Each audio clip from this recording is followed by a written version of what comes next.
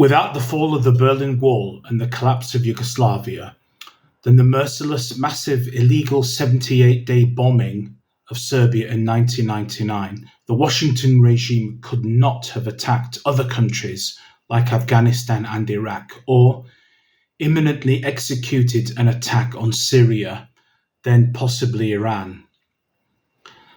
NATO used Camp Bondsteel during the occupation of the southern Serbian province of Kosovo and Metohija as a base to ferry weapons, soldiers, tanks, and drugs to and from theatres of war, with no checks or public accountability at all. But with the ignominious retreat of NATO forces from Afghanistan, there is more justification for the Washington-Westminster Axis to retreat from Kosovo and Metohija and rightfully return it to Serbian control. 360,000 square meters of NATO occupation near the town of Roševac, after flattening two small hills on stolen farmland, is a constant reminder to Serbs that America is occupying its ancestral homeland. America has been there since 1999.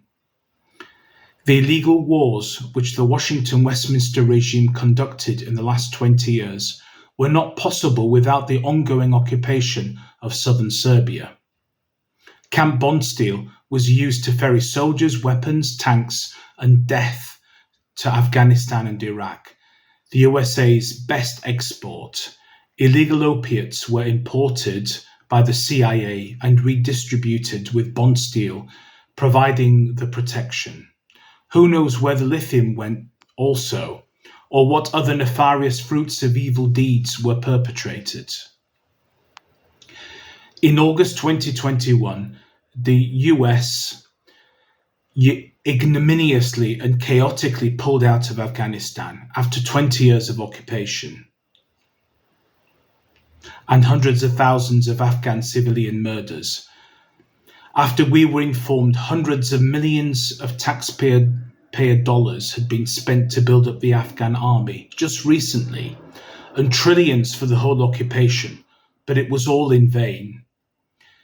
There was hardly any resistance, barely a shot fired. Afghans fought bravely for hearth and homeland. The UK genuinely thought it was helping civilians, but the US said it was preventing terrorism.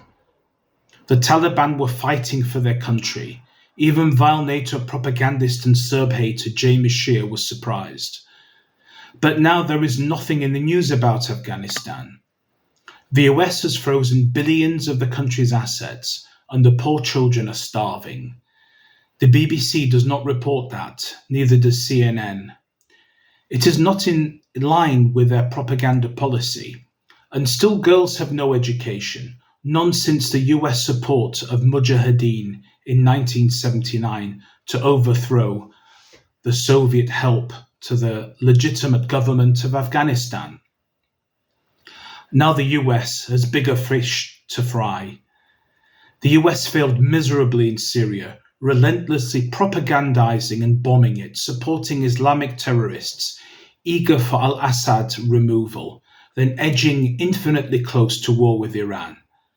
Now it is Russia, by NATO expanding into Ukraine, not content with the regime change there in 2014 and dividing Russian and Ukrainian brothers and sisters.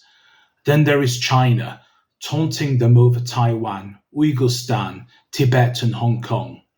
China knows if they do not support Russia, the foaming crazed Yanks are coming for them next. Global NATO is at their doorstep.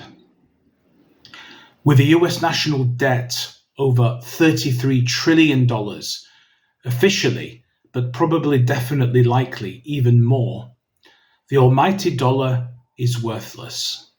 America needs to wage war to provoke brainwashed fake patriotism and to spoon-feed greedy corporatist mouths. It cannot afford to maintain Camp Bondsteel. There is a definite opportunity for Serbia to reassert its control over Kosovo and Metohija, or Kosmet, to bring back under Serbian control their ancestral homeland, return hundreds of thousands of refugees. America must leave, now, When Americans flee, so will Germans, the British, the French, the Italians, all cowards, like rats leaving a sinking ship. Just like in Afghanistan, the vile occupiers and mass murderers will leave with their tails between their legs. Kosmet will be reintegrated into Serbia, hopefully peacefully, and Islamic Albanian terrorists, without their funders and masters, will be eliminated. Any Uchaka terrorist monuments will be eradicated forever. Serbia is ready. Serbia will be free to reclaim its historic and ancestral land.